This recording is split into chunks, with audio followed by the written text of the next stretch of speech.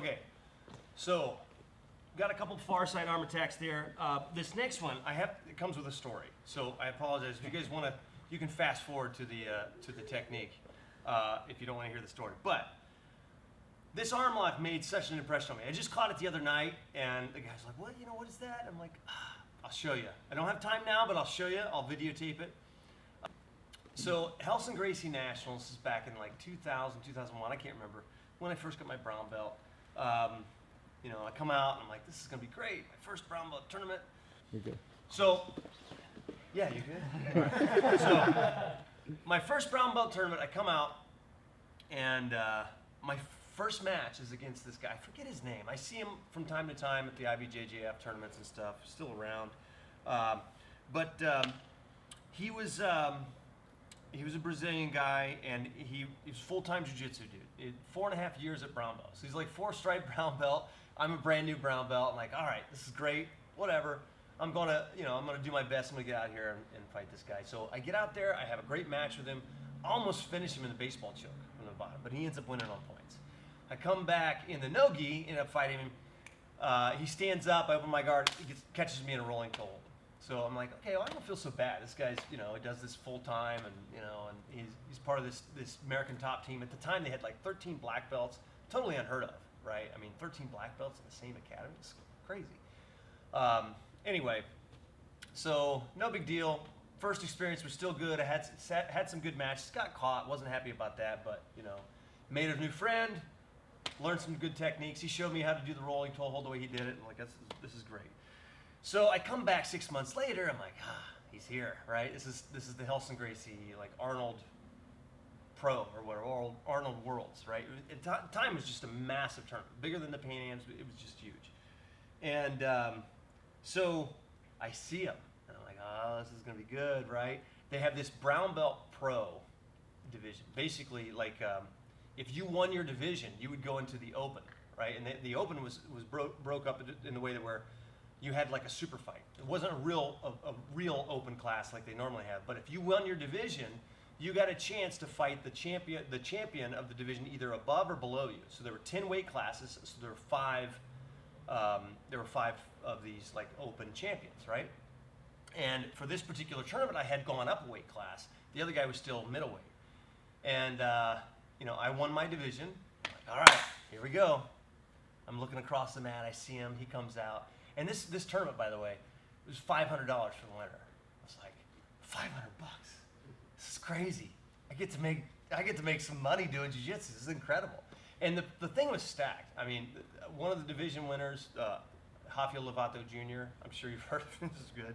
Tarsus Humphreys, right? I was in the company of these awesome guys. Kendall Gu at the time never lost, I don't think, in the gi. It was incredible. And guys like Steve Wardensky, it was loaded. And so I'm looking across the mat. I see the guy. He comes out. He has his first match, and he smokes the guy. I'm like, oh, yep, here he goes.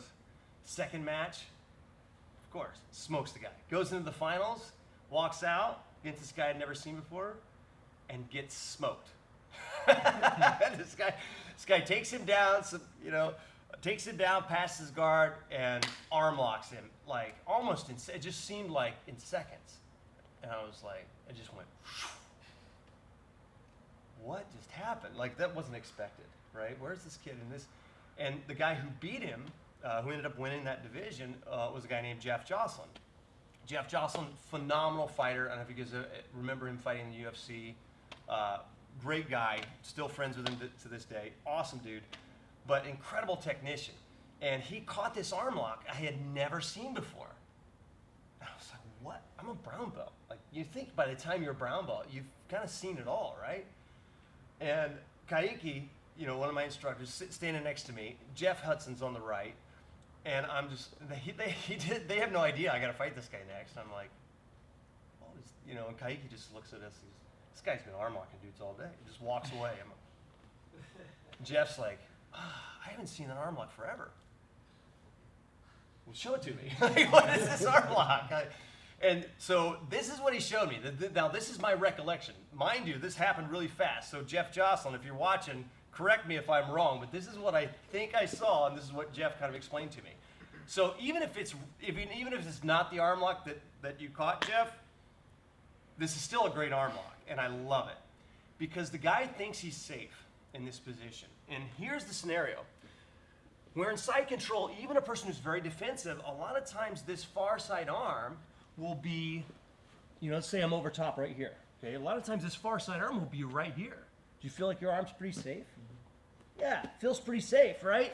And when I'm holding like this, but if you want to escape, what are you going to do? You're going to bridge a little bit. That elbow comes away from the body. You feel? Now I start to move. It's a very similar movement that we did before, but feel what's happening to your arm? And now we come here. You feel. Now you cannot roll out of this. This is an inverted arm lock. You notice his wrist. Okay, when it gets locked up like that, I'm going to use my head to my shoulder to control the wrist. Remember, when we finished the other one, we ended up with wrist control so he couldn't roll out. This one, it doesn't matter. He could roll all the way to his knees. The arm is basically upside down. I'm doing a crunch into it, right? It's not laying back. It's a different arm lock, and that's why it's a little sneaky. And it comes on quick. And the nice thing is that if you miss it, there's all sorts of other things you can do along the way, right?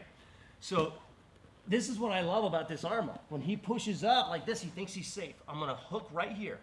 Very similar place that we hooked before on the other arm, but I'm going to bend my elbow, and I put my elbow right on his sternum, okay? Now my shoulder, as it starts to rotate, you see what happens to his arm? It's basically like an Americana. The only thing he can do, really, to relieve the pressure is to straighten that arm. So when he straightens it, my head goes to my shoulder. This knee comes up, same position we were in before, right, on the spinning arm lock. I'm holding on to the elbow, the meat of his elbow. You feel where I'm grabbing you, right? That's sort of that muscle right there on top of the elbow. I should feel the should feel the point of his elbow right there in my palm. I have good control. Head to the shoulder so you can't rotate. Can you rotate your arm? I've got good control. Now this arm comes down below my hand just like a choke, and I do a crunch. I'm pulling the elbow towards me. I'm not laying back with it. So even if you were able to continue rolling over to your knees, do you feel comfortable rolling to your knees? The other way. Yes, you've got the arm. So it's a very, very tight arm lock. Sneaky, but very tight. Okay? So let's turn this way a little bit. So I'm over the shoulder with the arm that's closest to the head. When he makes a little bit of a bridge, I pull the elbow to his sternum, essentially. Now this hand posts out, so there's room for my leg to slide under. I keep this pressure as I'm turning. Now I pull the elbow towards me, head and shoulder together to control the wrist. I come around just like a chokehold and just sort of bow to the arm as I pull the elbow in. It's just like a crunch. So, make sense? Questions? Can't do that. I'm never good at that. No, not quite. You get. Let's do it. Go.